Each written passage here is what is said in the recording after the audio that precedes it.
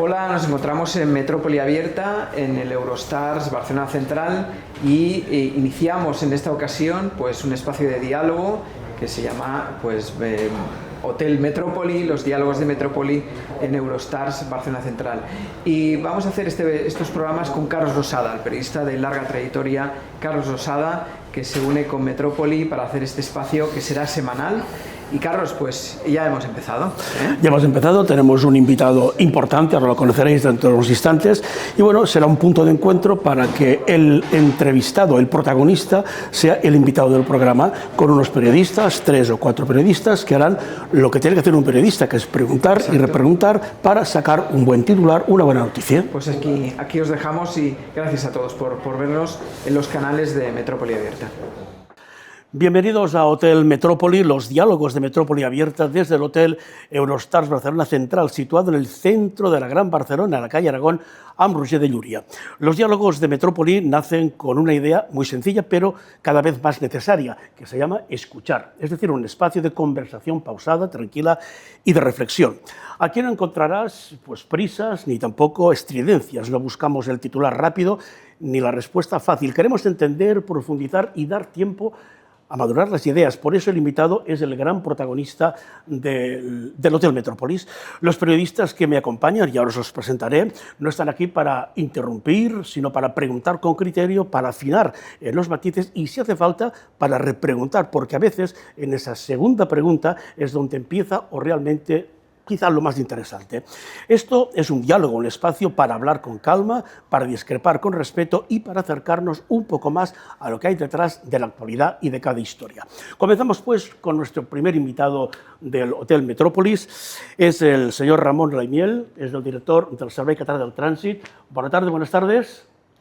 Buenas tardes, buenas tardes. Y gracias por estar en el estreno de este Hotel Metrópolis aquí en el Eurostars Barcelona Central, los diálogos de Metrópoli Abierta.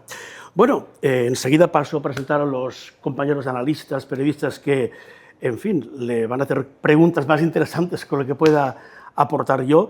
Pero sí, para empezar, estamos hoy a sábado, estamos en mitad del puente del 1 de mayo, que es el puente entre lo que ha sido el invierno, la movilidad de invierno y la movilidad del buen tiempo, la movilidad del verano. Pasado ya la operación salida, entre ayer viernes y esta mañana de sábado, pues tenemos la operación retorno del domingo. Preocupante esta operación retorno por el hecho de este intercambio, porque igual hay gente que aún va a la montaña, aún queda un poco de nieve, y luego el litoral, fin de semana pletórico de sol, de buen tiempo, y las autopistas llenas. Sí, básicamente nosotros tenemos unos dispositivos muy pensados para la autopista P7, que es la que siempre concentra más movilidad de retorno a la metrópolis, y por lo tanto estamos muy atentos a estos dispositivos para que nos funcionen lo mejor posible para dar más capacidad y más seguridad a esta vía que es la P7. Centrándonos ya en la P7, también nos hemos centrado en la C32, que es otra vía paralela que permite dar también algunas prestaciones de capacidad y que evitan congestiones en la P7. Ahí también vamos a poner medidas. ¿Cuáles son estas medidas? Básicamente son carriles adicionales, es decir, ocupamos un carril en el sentido contrario para darlo al sentido que pierde capacidad o que tiene mayor probabilidad de congestión, y en este caso a los carriles de retorno al área metropolitana, a la metrópolis, ¿no? Al sentido sur, si vienes desde Girona, y al sentido norte si vienes desde Tarragona.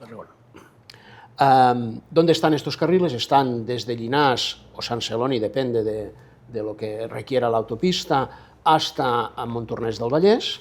En la C32 están desde Llavaneres hasta Montgat, y en la AP7, en el sur de la AP7, están desde Vilafranca hasta Molins de Rei, para dar mayor capacidad.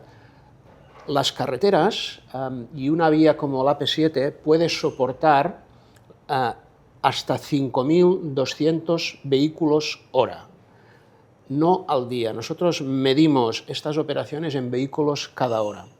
Una carretera normal de un carril puede soportar 1.200 vehículos hora. Pues esta autopista puede soportar alrededor de 5.200 vehículos hora. Pero en este retorno hay momentos y en unos puntos determinados, Vilafranca es uno de ellos, o entre Vilafranca y Martorell, el punto kilométrico 185 lo tenemos muy identificado, es uno de los puntos problemáticos, ahí se superan los 6.000 vehículos hora. Tú debes darle otro carril a la autopista. En momentos puntuales, sí. ¿no? Es que todos volvemos a la ciudad en la misma franja horaria. ¿Esto cómo lo solventamos, señor Reinier? Nosotros informamos cuando...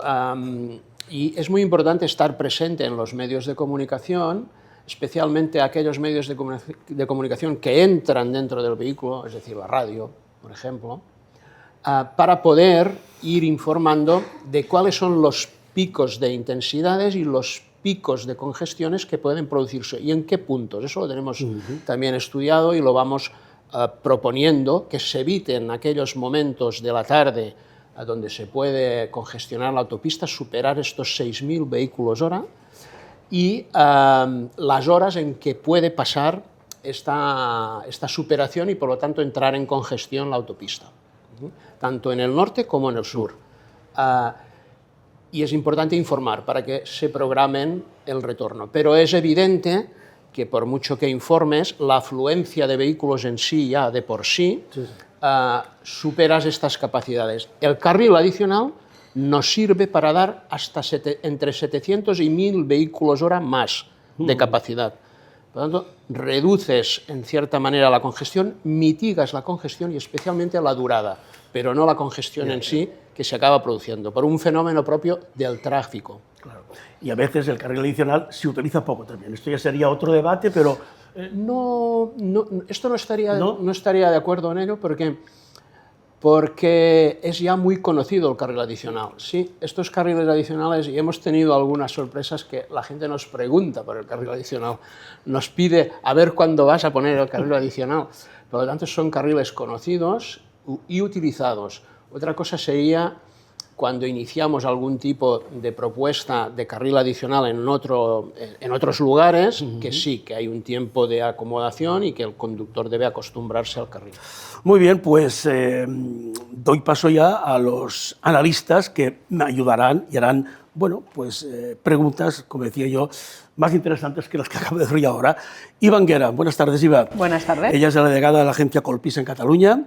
También Juan Carlos Valero, que es el director de Relaciones Institucionales de Vocento en Cataluña. Buenas tardes, Juan Carlos. Hola, buenas. Y Rubén Pacheco, que es redactor especialista, que sabe mucho en cuestiones de movilidad. Rubén Pacheco, buenas tardes, Rubén, bienvenido también. Hola, buenas tardes. Pues nada, micrófonos abiertos. Quien quiera empezar a hacer preguntas al señor Reinier, aquí le tenéis, Iva. Pues abro el fuego. Yo le quería preguntar, hemos vivido en los últimos meses una circunstancia desgraciada, pero que para un servicio de tráfico es un auténtico banco de pruebas, que es el accidente en Gelida y la consecuente caos de Rodalies, que ha tensionado mucho el tráfico rodado en toda Cataluña y sobre todo en los accesos a Barcelona.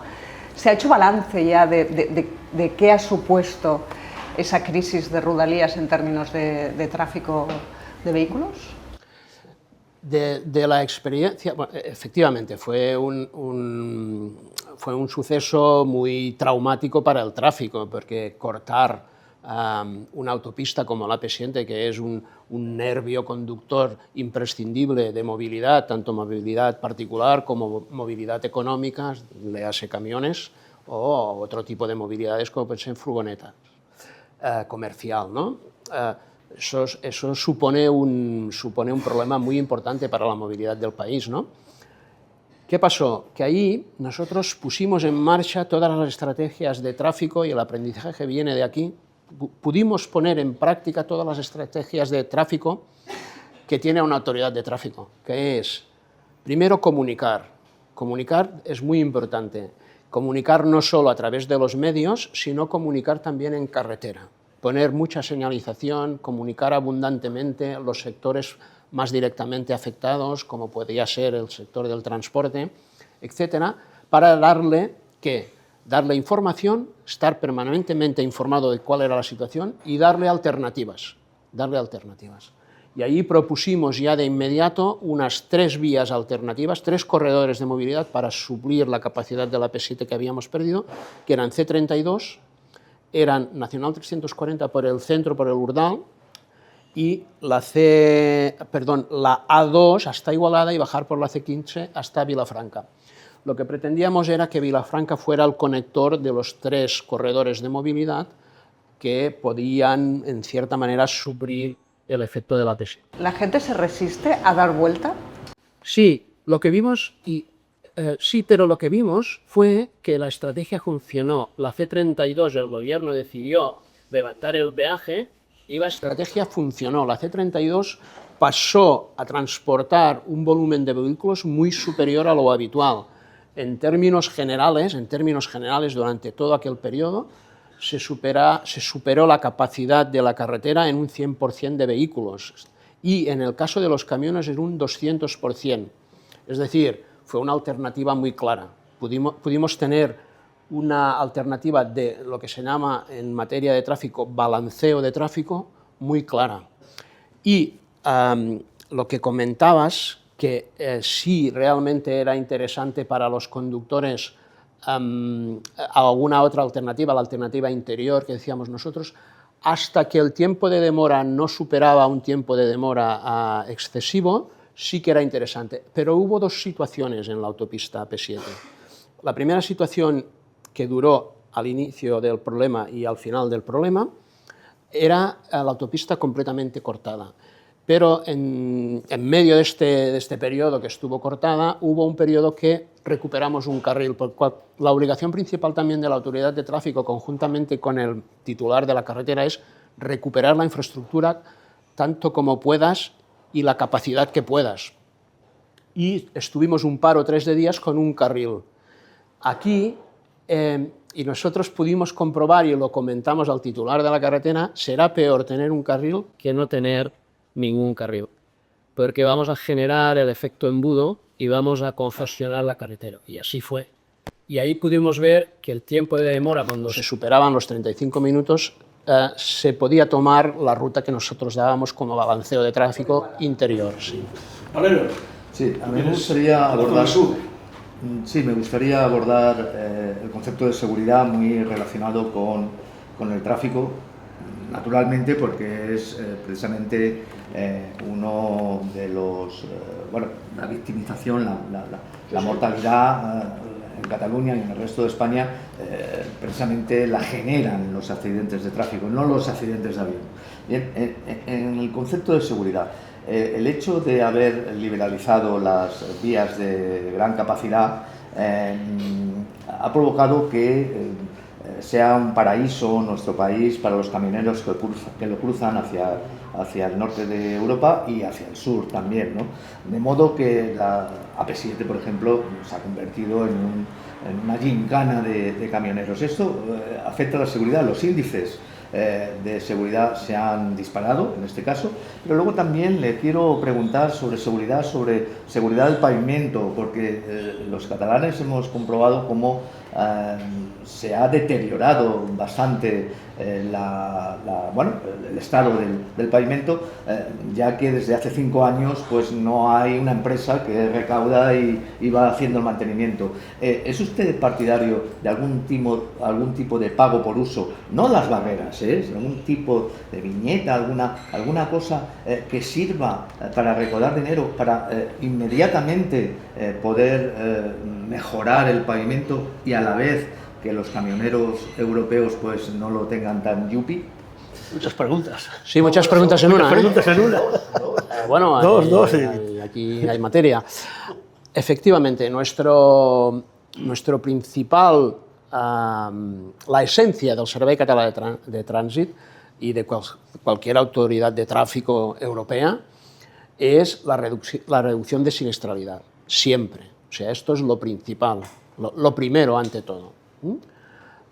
Y nosotros nos hemos comprometido a que en el 2030 deberíamos tener un 50% menos de víctimas mortales que en el 2019. Bueno, debería ser el 20, pero el 20 era pandémico y se coge como horizonte el 2019.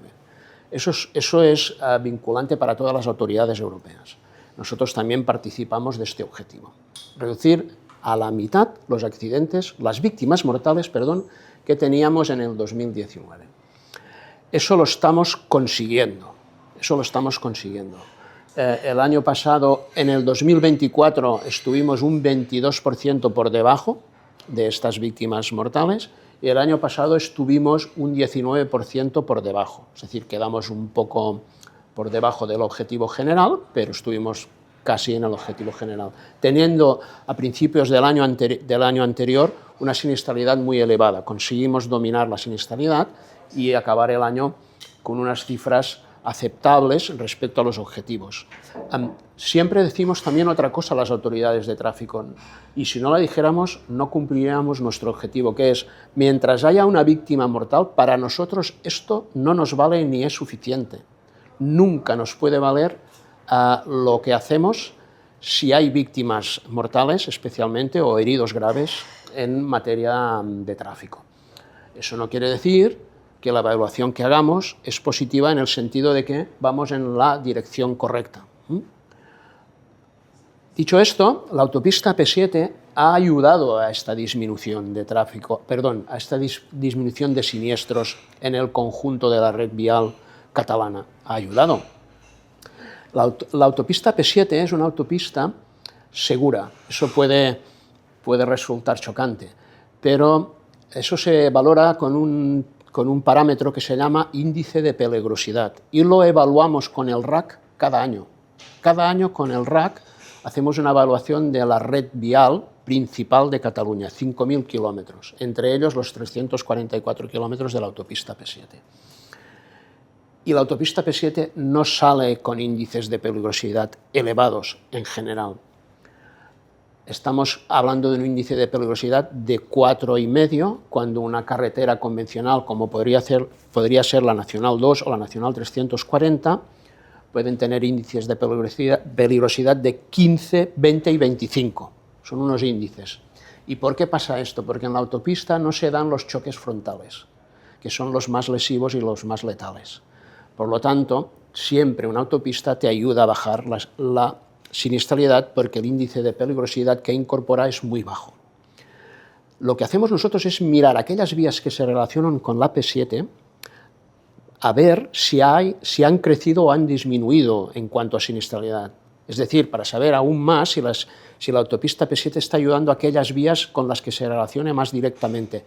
Nacional 2, Nacional 340, C12 en el Ebro, etcétera, etcétera, ¿no? Y bien, lo que podemos concluir después de 5 años de no haber peajes, de no haber peajes, que no han aumentado los siniestros en estas vías relacionadas y colaterales.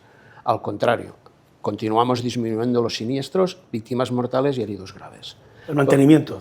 Por lo tanto, no, pero esto es muy importante, porque si hablamos de lo que nos interesa principalmente a nosotros, es la siniestralidad, y debemos evaluar permanentemente, auditar estas carreteras para ver cómo estamos. Índice de peligrosidad, ¿qué son? Y eso me gusta comentarlo abundantemente, que es accidentes graves o víctimas mortales, o es igual accidentes totales, partido en el denominador una unidad que se llama vehículos kilómetro. La cantidad de vehículos kilómetro de la autopista P7 es 8.000 millones de vehículos kilómetro. La que viene detrás, y ahora entraré en el mantenimiento, la que viene detrás es la autopista A2, 4.000 millones. La que viene a continuación es la C32, 2.000 millones. Son unas unidades, es multiplicar el número de vehículos que pasa por un punto que estás contando tú por un tramo de kilómetros que sabes que aquel vehículo hará. Esta agitación, lo que se llama vehículos kilómetro, y te da una indicación relativa de cada vía que puedes comparar. Y los índices de peligrosidad son bajos en la autopista P7. En general no llegan a 1, pero en tramos más peligrosos 4,5. ¿De acuerdo? Eso es muy importante. Todos los números de memoria, ¿eh? Aquí hay tres factores importantes. Y ahora voy a lo que preguntaban. La infraestructura, una vez relatado todo esto, la infraestructura, el vehículo y el conductor. La infraestructura debe mejorar, progresa adecuadamente o necesita mejorar. Yo no me atrevería a decir dónde está la infraestructura, pero no es la infraestructura que nos presenta más problemas en estos momentos, la AP7, de mantenimiento. No obstante, tenemos unas reuniones periódicas con los titulares, que son Ministerio, Departamento de Territorio y las Diputaciones. Mantenemos relaciones permanentes para revisar aquellas actuaciones que nosotros llamamos de chapa y pintura, de reforma y mejora, que son fáciles de hacer y que pueden dar más seguridad a la vía. Puede ser cambiar una protección, mejorar un pintado, eliminar un carril de adelantamiento que genera problemas y... El carril derecho, donde pasan los camiones habitualmente. No, y en el carril derecho de los camiones, reparar los socavones. Sí, eso tenemos una periodicidad de reuniones importantes con los titulares, a las cuales también asisten nuestros compañeros de Mossos d'Esquadra, las congregamos o las agendamos nosotros como autoridad de tráfico, pero vienen los titulares y vienen los Mossos. Y es muy importante el vehículo. Yo quiero dar aquí también un dato interesante, que es el parque de vehículos del Estado en general supera los 15 años. Eso que comporta, y especialmente en una autopista como la P7, comporta muchas averías. ¿Por qué digo la P7? Porque este vehículo necesita unas prestaciones que no tiene para circular en una autopista como la P7, por temperaturas, por velocidades, etc. Averías nos han crecido enormemente. Por lo tanto, ojo con los vehículos de 15 años. Eso indica que hay vehículos de 20 años que están circulando. Y el otro, el conductor. Infraestructura sí, socavones, eliminarlos, ¿no? y mejorar la infraestructura, es verdad. Y luego están los conductores. Los conductores también es un factor importante. Y si hablamos de conductores de vehículos pesados, que espero que podamos hablar a lo largo de esta conversación, sí que nos estamos encontrando esta aparición de conductores de países terceros de fuera de la Unión Europea, porque faltan profesionales del sector, y eso es una evidencia. Por lo tanto, es evidente que deben irse a buscar conductores de otros países para que puedan incorporarse, pero nosotros lo que decimos siempre es formados, que no solo sepan conducir, sino que sepan circular, que eso es diferente. Porque puede venir un conductor que sabe cómo coger un camión, pero que a la autopista P7 le resulte muy problemática a la hora de circular. Y acabo esta respuesta. El número de accidentes, nosotros permanentemente estamos estudiando y evaluando esta autopista. El número de accidentes vinculados a conductores de países terceros, en el 2019, cuando la autopista tenía peaje, era de 104 accidentes vinculados a este tipo de conductor. Ahora que la autopista no es de peaje, estamos hablando de 210 accidentes. Hemos doblado los accidentes vinculados.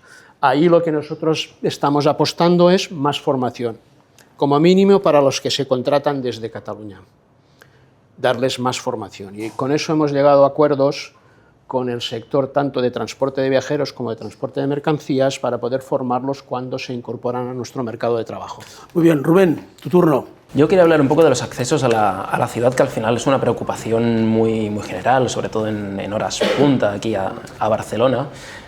Ahora el Gobierno Municipal de Barcelona ha planteado recurrir al gemelo digital para hacer una reproducción virtual de lo que es la movilidad a nivel, digamos, metropolitana y urbana, e intentar descongestionar un poquito esos accesos.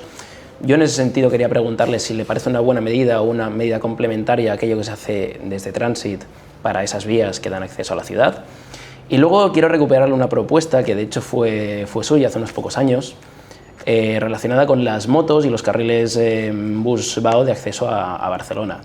Usted planteó que las motos pudieran entrar y pudieran circular por esos carriles bus de la ciudad, siempre y cuando entraran por vías, digamos, rápidas, como la C31, que pudieran, por ejemplo, por el sur llegar a Plaza España, por el norte a la Plaza de Glorias. El caso de la B23, que es un carril bus bastante nuevo, que también lo pueden utilizar y llegar hasta Francesc Macià. Bueno, son propuestas que al final quedaron un poco en el aire, no se acabaron de concretar. Yo no sé si esto sigue sobre la mesa, se puede volver a plantear, o digamos que es algo que ya se ha enterrado y se ha descartado la posibilidad. Sí, de acuerdo. Para concretar, el tema del gemelo digital, del Digital Twin, nosotros ya lo estamos trabajando para lo que sería la conurbación metropolitana. Y lo estamos trabajando con el Departamento de Territorio. Y eso ya lo tenemos adjudicado y ya se está elaborando este gemelo. ¿Qué nos debe permitir el gemelo digital? Algunas cosas que conocemos para ver cómo las podemos predecir y cómo podemos actuar ante estas predicciones y simulaciones que te permitirá el gemelo. Hablamos de gemelos digitales, pero el gemelo en sí es esto. Tenemos muy claras las funciones, estamos elaborándolo, lo tenemos muy pensado, tanto nosotros como el Departamento de Territorio. Y estamos ya teniendo algunas ideas de qué es lo que le pediremos al gemelo, qué simulación y qué propuestas de actuación. Me voy a explicar. Nosotros ya tenemos un análisis muy claro de las A's, de las B's y de las C's, de lo que es la conurbación metropolitana. De las A's, si hablamos de las A's, deberíamos hablar de la A2 y de la AP7. Menos, pero también, pero de la A2 seguro. De las B's deberíamos hablar de la B23, de la B30, de la B10 y de la B20. La B10 y la B20 son vías metropolitanas, porque abarcan diferentes municipios. Ahora le dedicaré un minuto a la B10 y a la B20.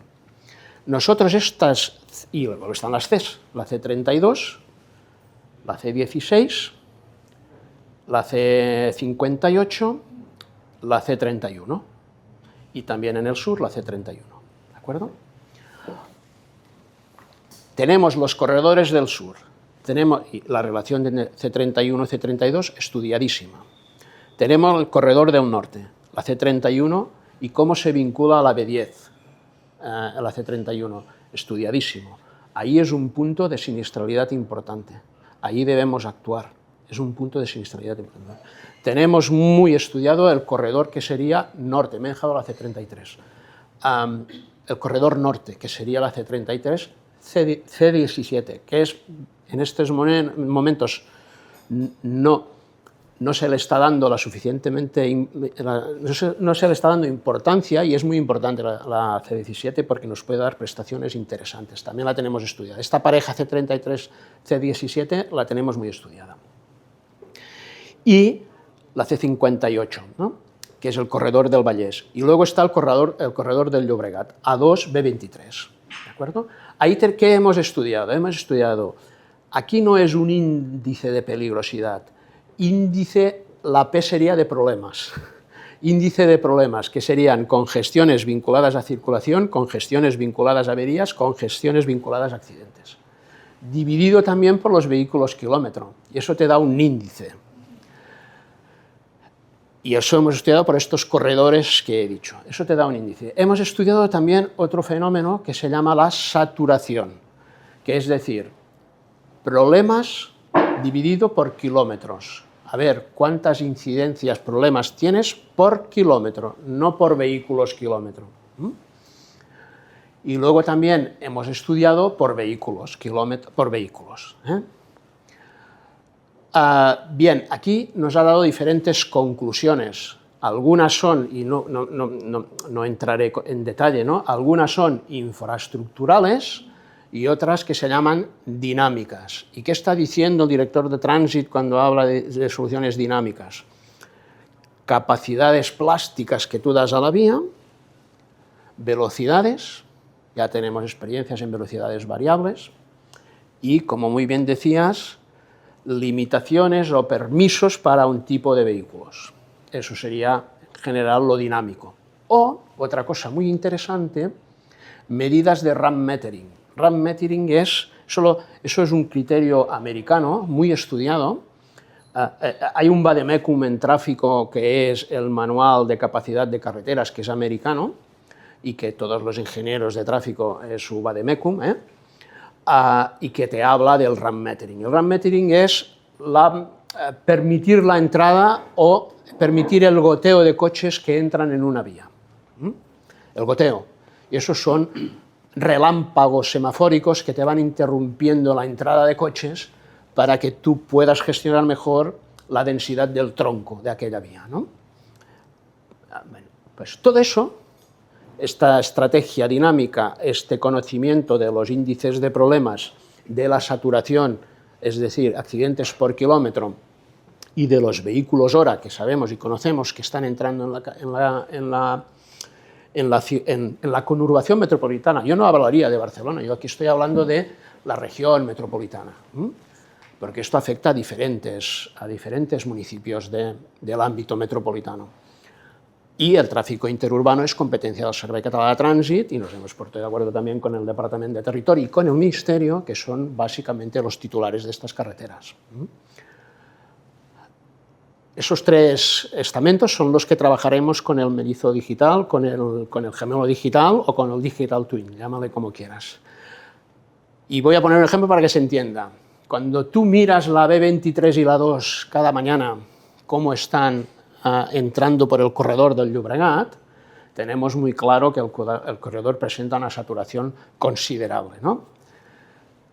Pero cuando tú haces zoom y miras la vía, no te miras la vía como 3 carriles que entran y 3 carriles que salen, sino como 6 carriles que tiene la vía, te das cuenta que los carriles de salida, por ejemplo, en la 2, están en verde y los carriles de entrada por la 2 están en rojo. Y dices, hombre, pues aquí podremos darle un poco más de plasticidad a la carretera, ¿no? Igual hay entradas y salidas bien estudiadas donde le puedes dar un carril adicional a esta carretera. Pero esta elucubración que acabo yo de maquinar ahora aquí entre nosotros, debes simularlo, debes predecirlo. ¿Para qué predecirlo? Para que puedas actuar. A partir de este mes que viene, nosotros tendremos un nuevo contrato que nos permitirá intervenir a diario al norte y al sur de la metrópolis con equipos propios. Eso ya lo hemos hablado con el Ministerio y eso lo hemos hablado con el Departamento de Territorio, que, repito, son las autoridades titulares de estas carreteras y el Servei Català de Trànsit, si hablamos de tráfico, es el titular en tráfico en estas carreteras. Lo tenemos estudiado, el índice de problemas, saturación, tenemos análisis estructural y dinámico y tenemos también propuestas dinámicas que vamos a simular, predecir para actuar. Pues seguimos. Este equipo de intervención es un equipo directamente que usted dirigirá y que pondrá carriles adicionales en la B23 no. y en la 2. Yo he puesto esta elucubración como ejemplo, pero para poder hacer eso debemos simularlo y predecirlo. Para eso tenemos que tener en marcha, bien alimentado y bien engrasado, el gemelo digital. Y probarlo. Con los experimentos con gaseosa. Una cosita que las motos a día de hoy... Sí, perdón, sí. Hay dos temas también muy interesantes, que es, en la B10 y en la B20 tenemos muy identificados dónde están los puntos con mayor concentración de accidentes. O sea, tramo o concentración, acumulación o concentración, es igual, donde se concentran los accidentes.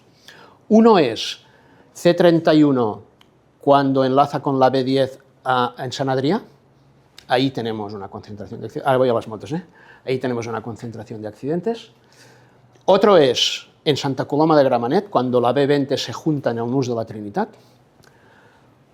Otro es en Esplugues, en la B20, aquí ya estamos hablando de la B20, cuando lo de Santa Coloma de Gramenet es B20. En la B20 en Esplugues, cuando se junta también con la B23, en aquel momento que tú puedes tomar decisiones diversas. Y el otro punto es un punto también donde se juntan la B10 y la B20 a la altura de Sant Boi, por allí, que ahí también tenemos una concentración de accidentes. Para resolver esta concentración de accidentes hay dos medidas que están en marcha. Una es mejorar la infraestructura. Ahí el Ministerio está invirtiendo. Y está invirtiendo en dos temas. Una es la conexión de la C32 con la 2, que se llama B25, no sé cómo se llamará, ¿no? Es que no sé cómo se... Pues, probablemente. Sí, la que se había quedado estancada. Pero luego van a hacer otra intervención muy interesante, que es otra pata sur, que te va a llevar directamente de la A2 hasta el puerto. Esto es una intervención también prevista. Y ahí te va a sacar mucha conflictividad y ahí esperamos reducir siniestros con estas intervenciones. Pero en los otros puntos que te he indicado, el vehículo que más participa de estos siniestros es la moto. ¿De acuerdo? Y ahí nosotros, nuestra medida de utilizar carriles bus BAO para dejar entrar algunos vehículos, la contemplamos. La moto la contemplamos. Está en nuestro plan de seguridad vial. Y por lo tanto contemplábamos dos medidas para la moto, una señalización en carretera para los fines de semana en carreteras de motar, eso ya se está llevando a cabo, ya hemos hecho una primera prueba, y la otra es en algún carril bus dejar solo entrar las motos y los autocares. Y por lo tanto canalizar este tráfico de motos de forma diferente para evitar que pasen por estos puntos de concentración de accidentes donde figuran las motos como principales actores. Bueno, pues tiene el mapa de la movilidad de Cataluña perfectamente dibujado el señor Damián en la cabeza. Iva, tú antes de empezar querías hablar del tema de los carnet de conducir. Yo quería pasar de la infraestructura a los conductores y hacerle dos preguntas. De entrada esta, en Cataluña tenemos un problema muy serio de colapso de examen de conducir porque no hay examinadores, creo que estamos en torno o por encima de los 80.000 futuros conductores en lista de espera. Y además me gustaría que nos explicara cómo han cambiado los conductores en los últimos años. Antes nos explicaba que la conflictividad, la siniestralidad depende también de los conductores. Me gustaría saber si los conductores de hoy, si los conductores más jóvenes son más respetuosos, por ejemplo, respecto a los límites de velocidad, al consumo de drogas y alcohol, o no se notan diferencias generacionales. Que nos haga ese dibujo. Otra vez son muchas preguntas en una. Pero ahí abrimos otro libro interesante. Sí, otro libro, ¿no? Que es muy interesante, que estamos hablando de la persona, del conductor, de la conducta. Porque tráfico no solo es la infraestructura y el vehículo, al cual debemos estar siempre permanentemente atentos, no solo de los problemas, sino también de las novedades, ¿no? Porque podemos hablar también de vehículo autónomo, ¿eh? Y la otra es otra disciplina, que es entender las conductas, que es muy interesante. Vale, de acuerdo. Nosotros tenemos que estar presentes, y eso como Servei Català de Trànsit lo tenemos muy claro, a lo largo de la vida del conductor. Si ahora yo os hago la pregunta de cuánto hace que no habéis pasado por algún tipo de formación vial, desde que nos sacamos el carnet, por ejemplo, vale. A no ser que hayas perdido puntos o hayas perdido el carnet en alguna ocasión y debes hacer luego aquel curso de recuperación de puntos y carnet que hacemos nosotros. Nosotros en eso somos competentes porque tenemos las facultades ejecutivas y que es un curso básicamente de actitudes, conducta, más que no de conocimientos y aptitudes. ¿De reeducación? Sí, totalmente. Y eso las personas que han pasado por el curso siempre te dicen lo mismo. Lo deberíamos pasar todos. Completamente todos, cada cierto tiempo. Bueno, pues hay una ventana de oportunidad para eso, que es los centros de reconocimiento médico, cuando tú renovas el permiso de conducir, que todos tenemos la experiencia, ¿no? Si la tenemos reciente, que pues es francamente mejorable. Ahí podríamos tener una oportunidad de renovar nuestros conocimientos, pero más de actitudes y de comportamiento, de conducta, que no de otra cosa, ¿no? Esto existe, se llaman los cursos de preconductor. Sí. Y nosotros tenemos diseñado un producto al uso para estas conductas. Vale. Y luego está el inicio de tu contacto con la conducción, que es cuando tú te sacas el carnet, para decirlo así coloquialmente. Los que pueden. Ahí tenemos un problema con el tiempo de espera y con los examinadores. Nosotros le hemos hecho diferentes propuestas a la DGT para ayudar a esta descongestión, Hemos colaborado con la DGT cuando ha habido la posibilidad de, a través de recursos materiales, recuperar clases de teórica y aulas de teórica en municipios como Ripoll y Olot que habían cerrado, ¿no? Nosotros hemos puesto el recurso material y se han recuperado los exámenes. Igual que hemos tenido esta colaboración franca y sincera con los diferentes implicados, hemos también propuesto soluciones para poder inyectar más examinadores o más horas de examinador o reforzar los examinadores para poder dar salida a este número de personas que están esperando poder obtener el permiso. Aquí la propuesta de la DGT, y que estamos siguiendo, tenemos un grupo de seguimiento de esta propuesta, es más examinadores, o sea, sacar oferta pública de más examinadores para el conjunto del Estado, y una parte de estos examinadores sí que trabajarán en Cataluña para poder tener más número de examinadores en Cataluña. Que Cataluña tiene un problema explícito de falta de examinadores. Hay 3 lugares del Estado donde está el problema de los examinadores. Uno es Cataluña, otro es, creo que es Baleares, las Islas Baleares, y luego está también, creo que es Guipúzcoa. Hay algún problema también en otras localidades, en otras áreas regionales, sí. Y aquí es reforzar los examinadores, estamos haciendo un seguimiento, y básicamente esperar que se pueda desbloquear esta cola que existe en estos momentos y que pueda fluir de una manera rápida no solo el permiso B, sino el permiso C y el permiso D. Que es una cola importante. Si O no el A, calculamos, de las motos, también. 80.000 personas que están esperando poderse examinar en Cataluña. Ramón Lemiel, no tenemos más tiempo, hemos de poner el punto final a esta primera edición de Hotel Metrópoli, los diálogos de Metrópoli abierta desde el Eurostars Barcelona Central. Gracias por estar con nosotros. Suerte, porque necesitará para poner en marcha todo lo que nos ha explicado, y han quedado temas pendientes. Volveremos a invitarle porque el tema del tráfico da para mucho y más. Muy bien. Muchísimas gracias. Muchas gracias a vosotros. Gracias también a Rubén Pacheco, Juan Carlos Valero, Iván Guerra. El próximo sábado volveremos, como siempre, desde el Eurostars Barcelona Central con más Hotel Metrópoli, los diálogos de Metrópoli abierta. Gracias y buen fin de semana. Y prudencia. Muchas gracias. Sí, y prudencia.